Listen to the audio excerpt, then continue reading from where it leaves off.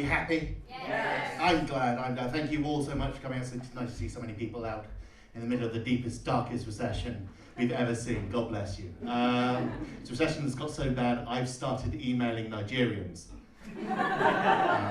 Just the off chance, that an uncle's died and left them rather a lot of money, that they need to get out of the country. And I think my favourite thing about the entire recession was where Gordon Brown became popular for 4 weeks and he had no idea what to do.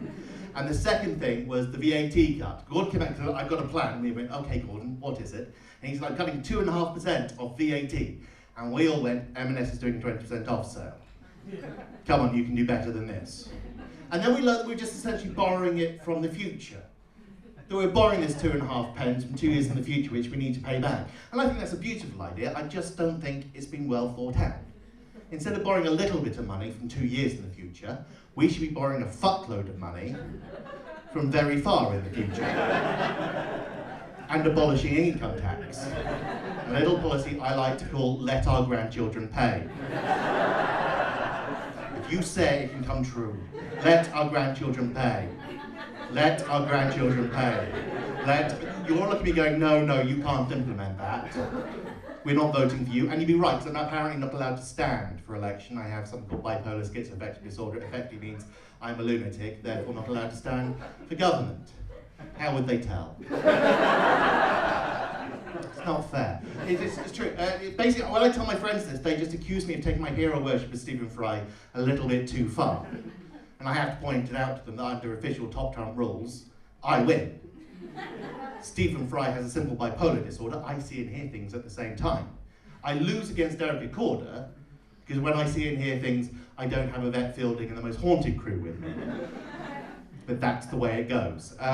It's just strange because I'm doing a show in Edinburgh this year about the illness, about the fact that about this time last year I tried to kill myself. And I have certain things to say. One, if you're trying to kill yourself, don't.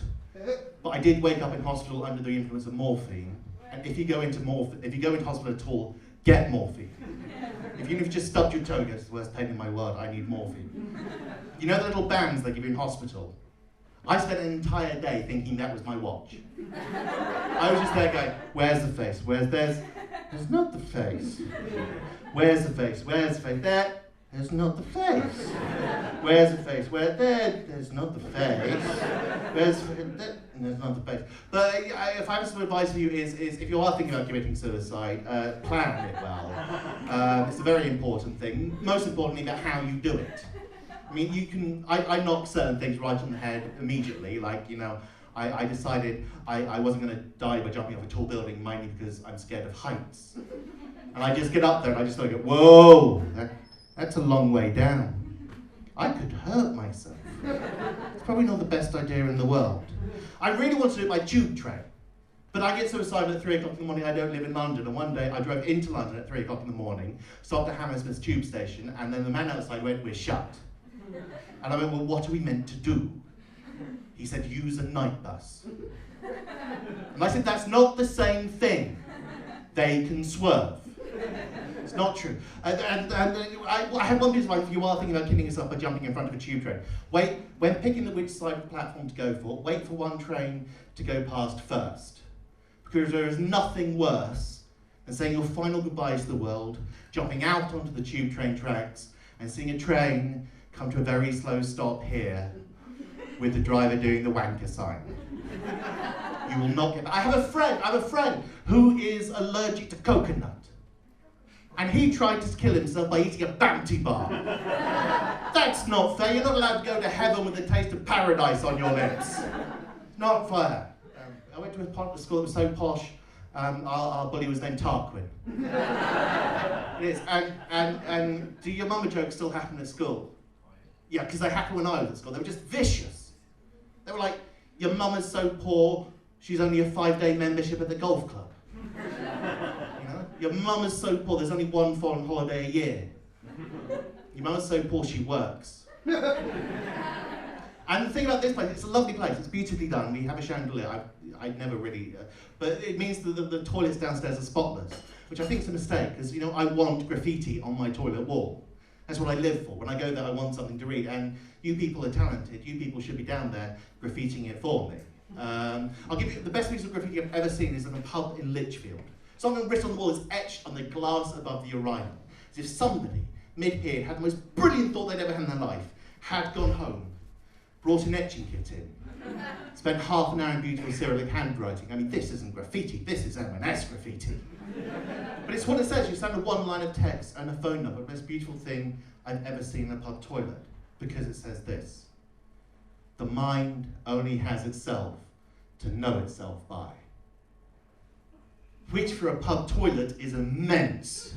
And then underneath a phone number, just in case you want a philosophical discussion, or a shag or something. But then someone's got to put a second line, which goes, yes, but it sees itself in other minds. Which for a heckle is enormous. Then someone's completed it with a third line, which simply says, fuck off. My day job is partly close to you guys. I teach it's a disability playground project, and there's kids of all kinds of disabilities that come together and play. It's the most beautiful, amazing thing in the world. But the list of things I'm not allowed to do with these kids is quite absurd. It's like, I'm not allowed to let the deaf kids challenge the blind kids to games of charades.